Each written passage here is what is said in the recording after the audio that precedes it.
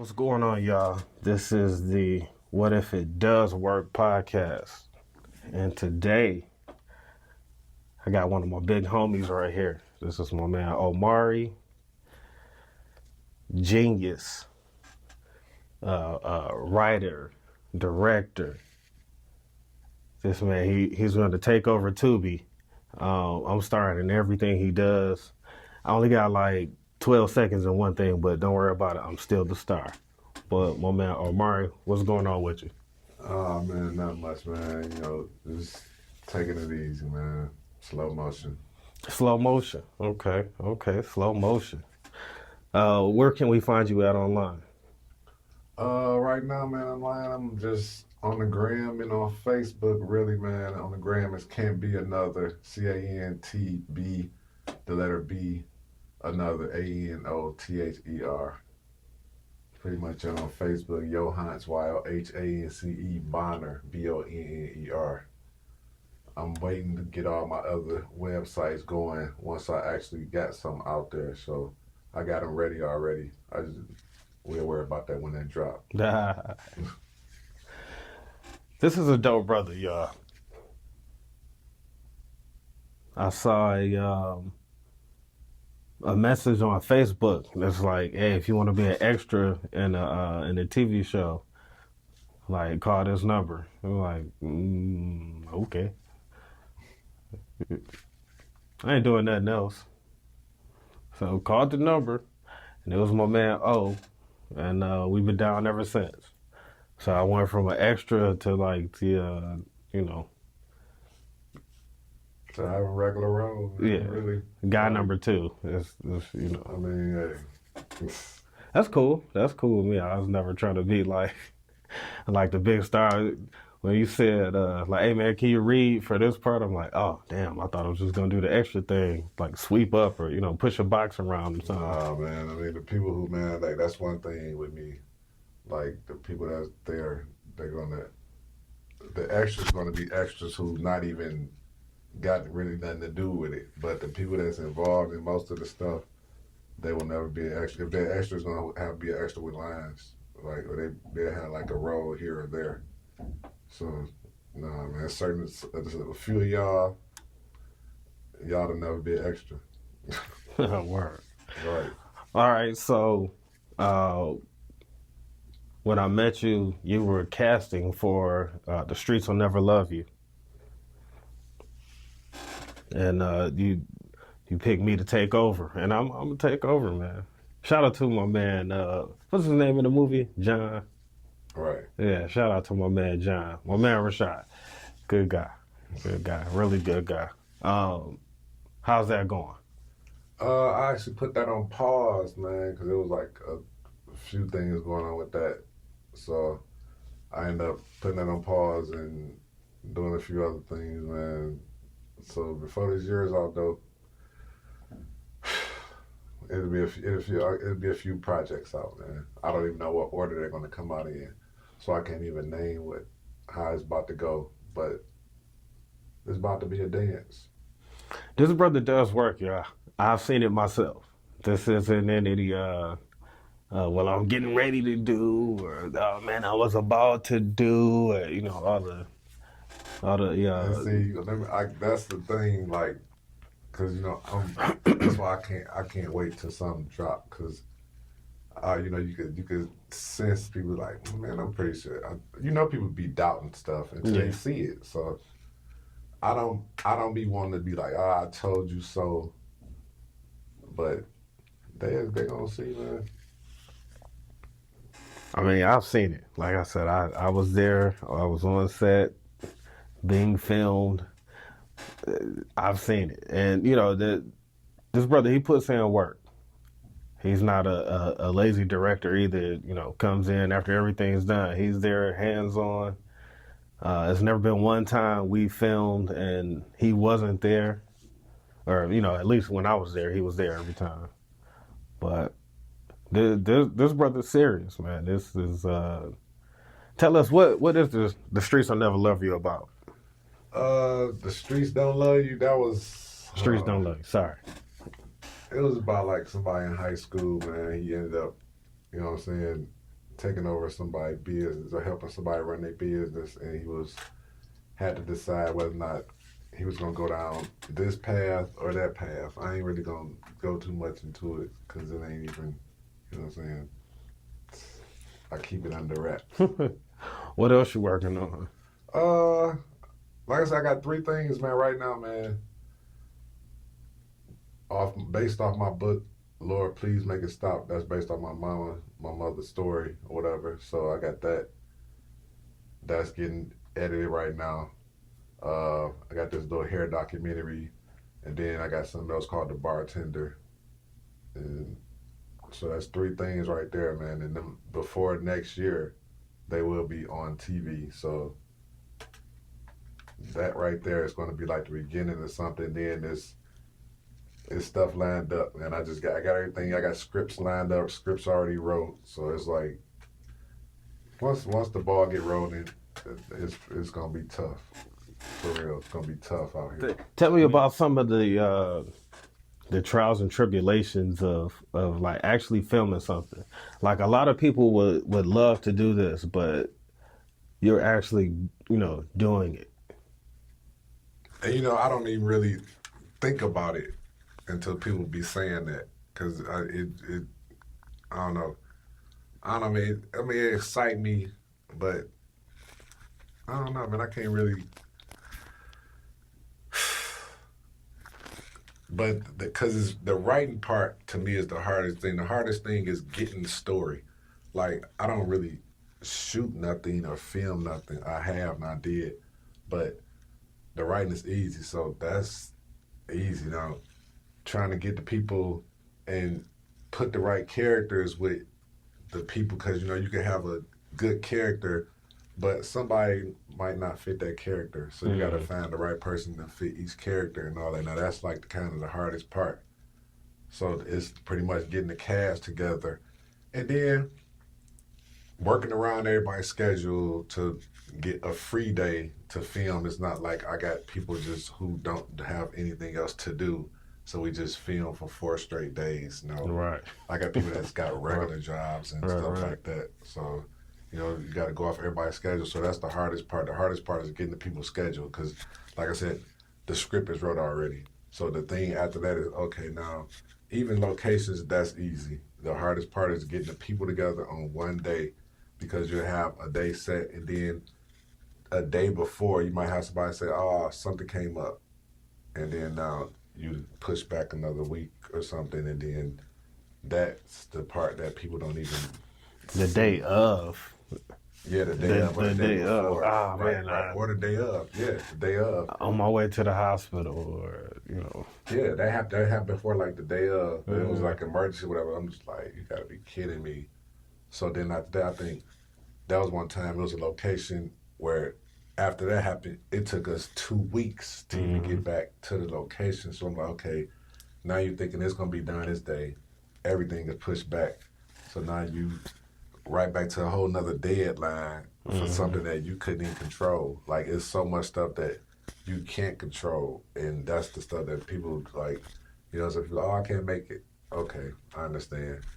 But then I realize, okay, when I'm at home, they're like, damn, man, I got to try to figure out another day to get 10 people together, because one person couldn't make it. Or this, so now it's another day to get the same 10 people together. Yeah, man. That's the toughest part, man, right there. Getting everybody, getting the cast together, putting people in the right roles, and really putting people in the right roles that is going to work best for them. That's the thing. Right. That makes a lot of sense. How does it feel? But let me stop right there. I do sometimes have people come up out of their element, because it be certain stuff. It'd be like, if I know this role can work for you, even though it might not be your user type of role, then I'm definitely going to throw it on you, because I see you can bring something out on this role. So I will do that too. How does it feel, like being on the business side of it? Like you straight not even on the creative side. Now you just on the business side. You got to talk to these people and these people, and marketing and all that. I mean, that part I see the John Doe part of it because right now I don't really have anything out. It's just everything is coming soon, so it's like I'm gonna have to use certain people, whatever, because I can't get to these certain people that I want, or I might try to that I might want to use for this role or whatever. I can't get to them yet. So okay, well, because I might reach out to people and they don't even, or maybe they got too many emails. I don't know. For sure. So, Yeah, for you know sure. what I'm saying? They haven't got to mine yet. For sure. I can imagine, especially, with the emergence of Tubi, people were just man, let me just talk to somebody there. Like, I hey, mean, you it's want it. like What do I do? What do I do? Yeah, because it's like I don't know, man. I don't know. People be busy, you know what I'm saying? Like I said, I didn't reach out to a couple people that I done seen on TV, a couple regulars, whatever, and Mm, through their little agents, whatever. And I don't know. Maybe I haven't got to the email yet. I might have too many emails. for sure. They might have responded. I just sure. haven't got to it yet. When you started writing,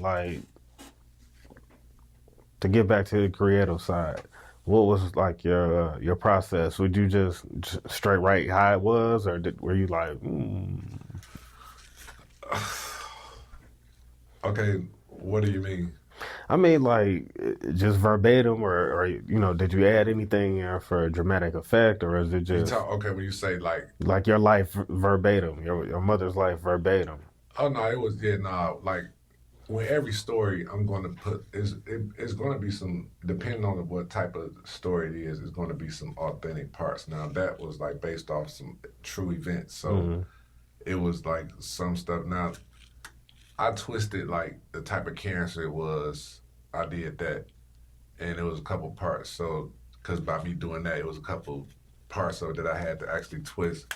But a lot of it was pretty much the real stuff in that one.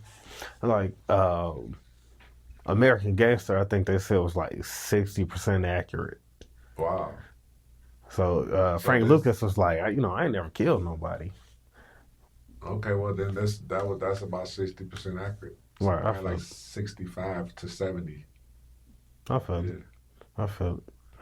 What's been like your favorite location to film on? Uh, I actually, man, I like filming up at Plush. Yep, I like filming up at Plush. It's like a family atmosphere. So What's Plush? Plush Studios, that's LB. She do the Dirty D. I filmed up there a couple times. I like Okay, filming up there. that's what's up, man. Shoot, I'm gonna have to get out there and film something. I don't even know nothing about that. Just put me up on something. That's what's up, man. So when like how long does it take you to write? I've tried to write stuff and it's like I start on it and I get stuck and never come back to it. Like Okay, recently, I ain't gonna say the name of it because, like I said, I be keeping everything. But I was pissed off about something, and I just instead of me even saying anything, I was like, man, it's fuck it. I just wrote the movie.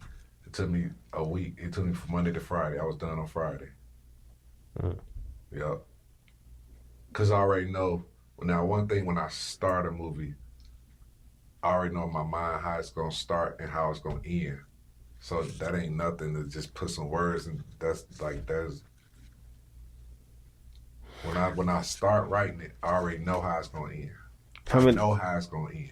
how many have you written? Are you a person with like there's like notebooks and notebooks Okay, and shit? like right now on some real stuff. Like if I was to actually run across or if I was to sit down with 50 or somebody or one of them people, man, Tyler Perry, one of them. I sit down with one of them.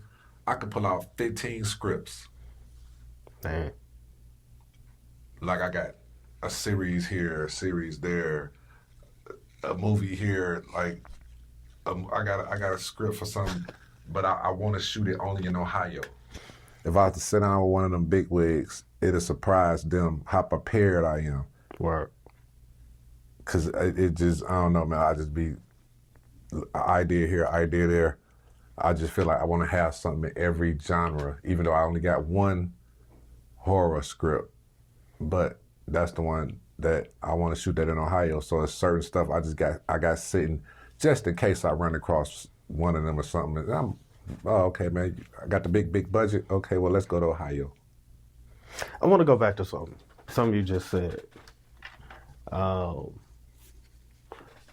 One of the most incredible things I ever heard. You just said when you run into somebody, you want them to see how prepared you are. I think that's a huge step. A huge step in it. People think you can just run up on a celebrity and be like, "Hey." Nah, man, that's like I. It's like I treat that like how like I used to do a little music, whatever. If you got one song, the first thing they want, like within that first verse, they was okay. What else you got? Mm-hmm. So just in case I run across, they'd be like, man, what else you got? Like, man, I like this, man. Okay, you like that, man? Well, I got this too. Mm-hmm. I'm already I can slide something else. Okay, I that's two, man. That's a huge thing. There's a guy I work with, who he's trying to do something like, he was in prison, so he's trying to do like, something for the youth, and he's like, man, I just gotta run up on Steve Harvey. I'm waiting for. What do you want? He comedian or something, or he got an idea for something? No, he's trying to do like some nonprofit to like do something for children, keep them away from the streets, pretty much. And I'm like, and I'm telling him, we leaving out the building. I'm telling him like, man, you can't wait on them. You gotta like go ahead and do that. Yeah, I mean, because you never know, somebody might see something and then, you know what I'm saying, they might like what you're doing. Yeah. So and put some money behind it. You never know. The main thing I was like, once you get it popping, that's generally when celebrities come along. Yeah. You know what I mean? Like, they got to see the effort first. Not only that, a lot of times, now that it's hot, I want to keep my name going. So I'll attach my name. I'll jump on something. Yeah. I'll jump on your wave. So, like, you got to get the wave going first, a lot of times before they'll even deal with you. And it's not that you got a bad idea but no, they got to see that you're serious a lot of times. Yeah, and that too. You got to be serious too. Because a lot of people be, oh man, they talking and talking. Then when you actually deal with them or something, you be like, oh man, you playing, man. Yeah, like if somebody says, call me tonight, and then you don't call because you were nervous or something like that, man, he ain't going to answer my call, man. Yeah. Now, that's one thing I have noticed. If somebody says call, please call. Man. Please call. I mean, because they really could just like, give me your number. I'll call you. And then they'll never call, but hey, call me tonight. Yeah, I mean? and I'm sitting here right now and I'm thinking about like, I definitely got some people in here, like definitely, as soon as I get something done, I definitely, it's people I can reach out to, definitely. Got to, man. Got to. Because you gotta jump on that opportunity. Not only that, they might steal it. They might, you get to work with them. They might not steal it, but you don't. But you done told them my idea already. They're like, oh, he ain't gonna call? All right, bet. And see, that's why I might tell little bits of ideas here, there, but I don't send anybody no script. For sure. Well, and then everything is pretty much, if I do send it to anybody, it already been sent to Washington, the Library of Congress. So, what are the mistakes that you've made so far? Like the rookie mistakes. The rookie mistake, and it really wasn't a rookie mistake, really. It was with that series that we was talking about, The Streets Don't Love You. Mm-hmm. I made a mistake because I shot too much footage without looking at it to see how did I like the footage. So then I ended up with people not liking how they looked and just a bunch of stuff. And I was just like, man, if I would have looked at all, if I would have figured out, if I would have looked at one episode 4 months ahead of time, but that was editing and all that type of stuff. But if I could have looked at that a little bit earlier, that was definitely a waste of time. That was a waste of time. I wasted so much time on that. And I wasted so much time on that, definitely.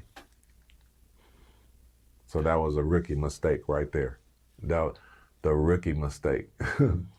Damn. Yeah, the very first thing I shot, that was the rookie mistake. Yep, wasted too much time instead of getting it edited quick, where people could look at it, and then if we had to do something else over it, we could have did it over. But that was the rookie mistake, not looking at the footage sooner. Yep. Damn. Yeah. So that's now I'm definitely looking at stuff. If it's shot on Saturday, I'm looking at it before the next Saturday. Instead of waiting 2-3 months. But that was on me, but not on me, but whatever. But that was a rookie mistake. Yeah, I forgot. Don't have like a makeup department or nothing like that. So It's not even that. It was just like what? like I said, it's not like how they look. It was like, yeah, people didn't like how they look. So what Like can you do about smiles that? or like, Yeah, my like- shirt was wrinkled right there or something. Yeah, like stuff like that. Like, yeah, like damn, I should have had another shirt on. It's like, really, man. I wonder if And then like a couple people didn't like their lines and stuff like that. I'm like, okay, so why you even keep saying your lines? Like, that's my thing. Like, don't waste it's not too much time to waste. Like, that was a rookie mistake. I wasted too much time with that. I wonder if people didn't like, comb through every second of everything they watch on Tubi, to dissect it, like, would people feel like that? You know what I mean? You Like, said if they comb through everything. if people didn't comb through every second, because people are just like, because oh, some here we people go. watch stuff to bash it. Right, that's what I'm saying. So like, if you watching something to talk about it, anybody you can find something on anything. but all you hear with Tubi movies is, the bad acting, the bad, directing, And it's actually not all bad. It's not really all. I wouldn't call it bad acting. Some stuff just be different, and some stuff, people. I don't know. A lot of people just want to get stuff out there. So it might not be the best quality, but people get stuff out there, and you learn from that. and you learn from that. Everybody can't. Everybody don't have that $100,000 budget to do this and have this and all that. Because like I said, if I got $1 million budget, then yeah, I'm gonna go get, you know what I'm saying, the big bosses. I'm gonna sure. get, you know what I'm saying, like I'm gonna get Viola Davis to play my mother for my mother movie, like stuff like that. I'm gonna get Octavia Spencer to play her younger version of her, like. If I got the $1 million budget, like the big boy budget, $100 million. the $100 million, I need right because she need 10 herself For sure. So, right, so yeah, that's what I'm saying. If I got the $50 million budget where I could have a location in this city, that city, then yeah, that's different. But most people, you paying for how you pay for it. So you getting these people, you getting the people that you know, and all this, and you trying to come up with something. But now. The movies look different, some of them. I will say that. It's just maybe that's the type of, I don't know, the editing or whatever, I don't know. But people just call them Tubi movies because it's black cinema. And people don't realize either, like, those Hollywood movies we watched, they have 300 people working on them. And then that too, they might have a crew of the movie that I'm on might have a crew of 10 or 15. This movie that Tyler Perry or somebody doing or something, going to have 100 people to do the same thing, but one person doing each thing, so he's just a perfection at that one thing. Right. That's this guy doing 20 things. He got 20 people to do them 20 things. Yeah. So, yeah. I mean, if you look at the credits of some of these things, it'd be more credits than actors. Yeah, it's like the VFX team in China, the VFX team in It'd be more credits than actors. Australia, the VFX team in Canada. I'm like, damn, how many VFX people was it? It'd be more credits than key grip, actors. second key grip, third key grip, dolly grip, second key grip, I mean, but see, PGA. that's that. When you got that $50 million budget, you just okay, man. You could spend 20,000 just on the crew, 30,000 on the crew, and you ain't even got to touch really the big budget. I mean, how much I need? Okay, 10,000. Okay, man, give them 15,000, man. Make sure they be here every day. The camera might be 20,000 too. The camera's going to be 15,000 at least. For sure. At least. Yeah, those red cameras are hitters. Google that if you're wondering what a red camera is. They're in 8K. Yeah, them the official cinema cameras. Oh yeah, very nice cameras. Very nice cameras.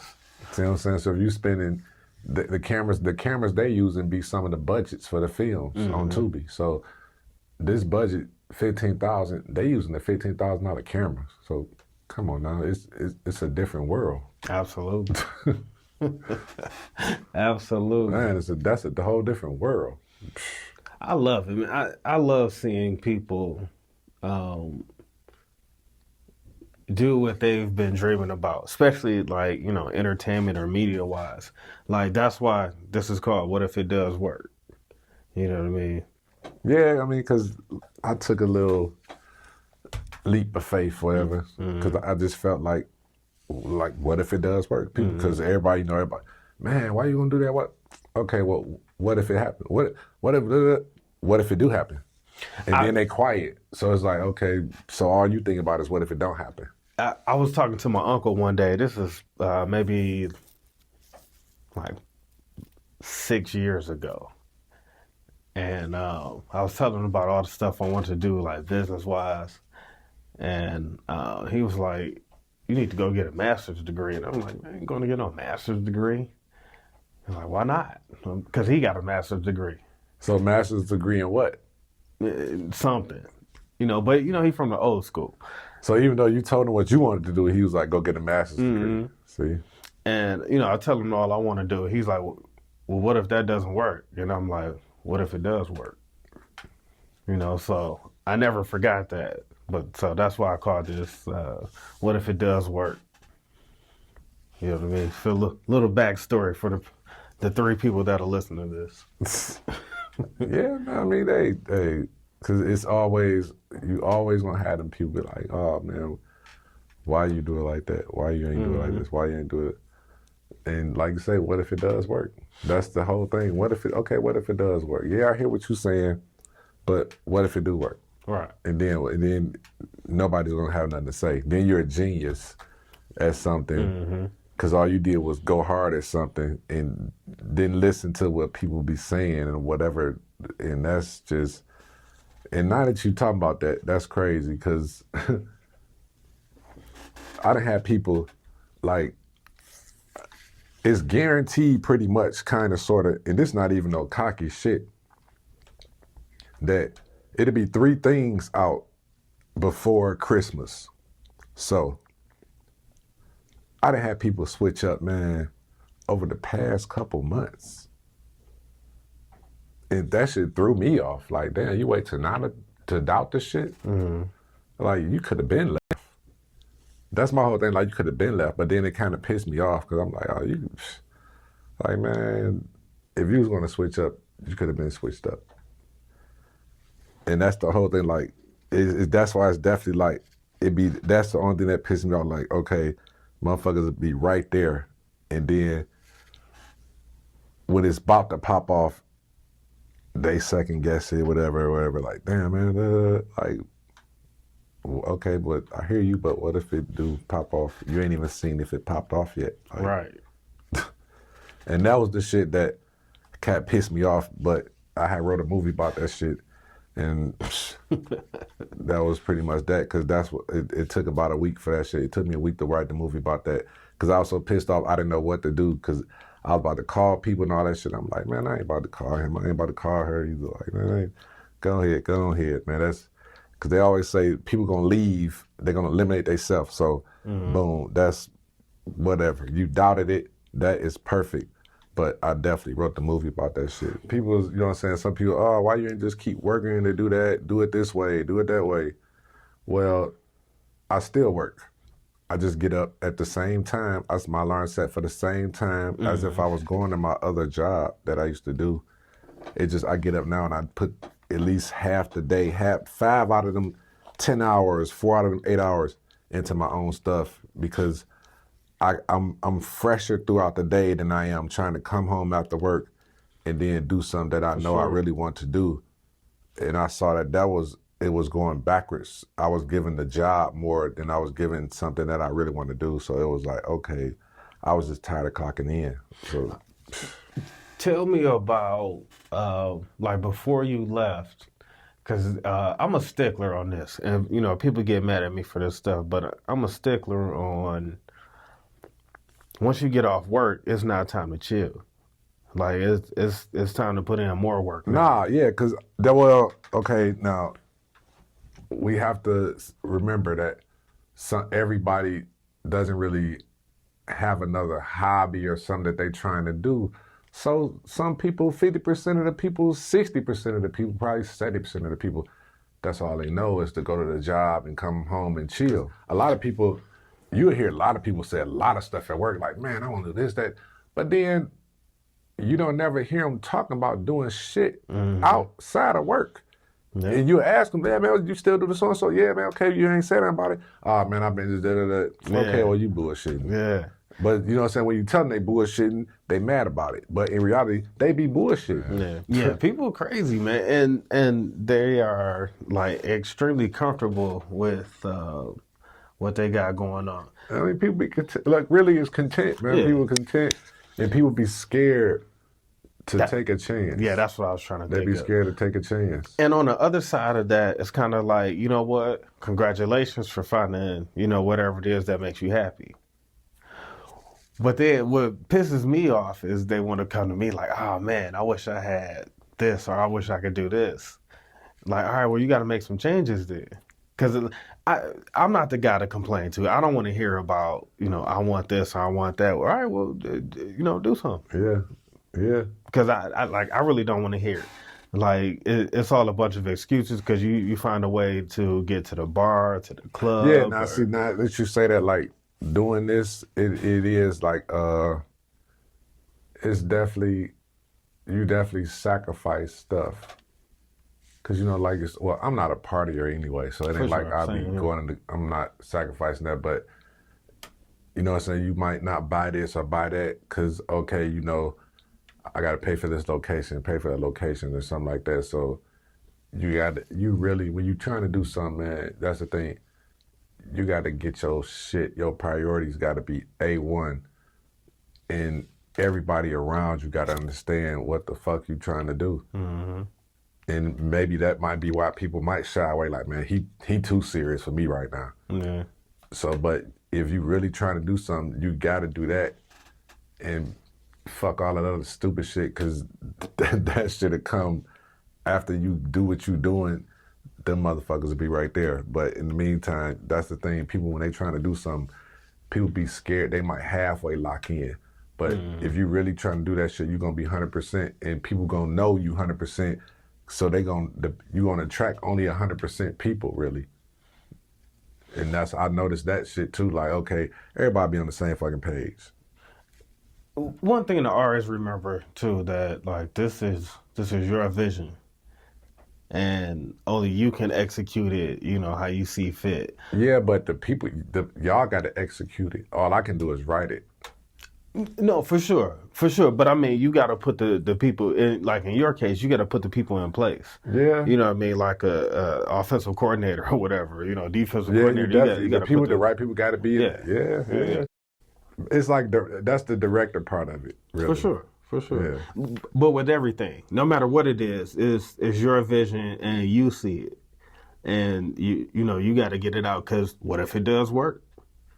You know, and that goes for making it to the NBA or rapping or acting, modeling, or, you know, whatever the case may be. What if it does work? And that's how I at least have to try it. Like, that's why I say, like, some people wanted me to do it this way, that way, this way, that way. Okay, well, some kept telling me to just do it like this and see what happened. That way, at least if I try it my way and it doesn't work, I don't have to be like, man, if I did that shit how I wanted to do it. No, let me try it this way. If it fucks up, I really don't have anybody to blame or anything. Right. But if I try to do it the way somebody else wanted or this way, that way, and it didn't work out right, then it's like, okay, I should have did it. Then I'm gonna really feel like I should have did it my way. Mm-hmm. So that's why I was like, okay, let me try it this way. If it doesn't work, that's fine. To the people out there who want to add stuff in, oh, you should try this and that. Y'all got bad advice. It's always bad advice. No, not always, but a lot of times it's bad advice, and especially when you're doing stuff in entertainment. Like people want you to. All right, case hold in on. point. Now I gotta stop you 1 second. Just hold that right there for a minute, because now that you say that, it has been instances where people might think something is awful or something, then somebody put it out there and it turned out to be number one. So it's like, okay, they was talking about some bullshit all the time. Mm-hmm. So I get what you're saying with that. Like if you get a base audience for something, you don't want to alienate that base audience to broaden the audience.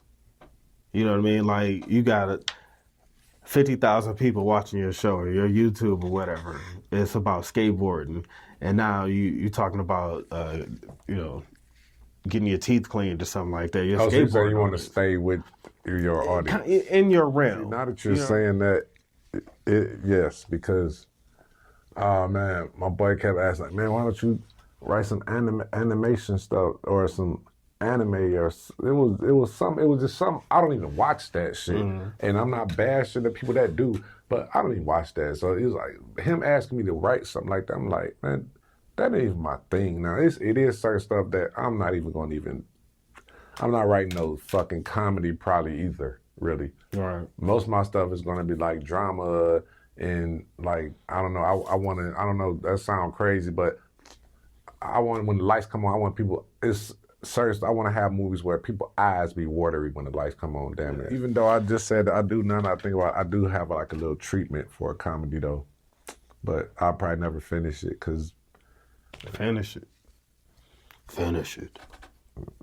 Might as well. I mean, shit, you got so much going. Finish that shit. And that might be the one. Like You're right. That might be the one. Right. The Notorious Big hated Juicy, didn't want to do it. And then that was the one? That was the one. You know what I mean? Fun fact for those who didn't know that.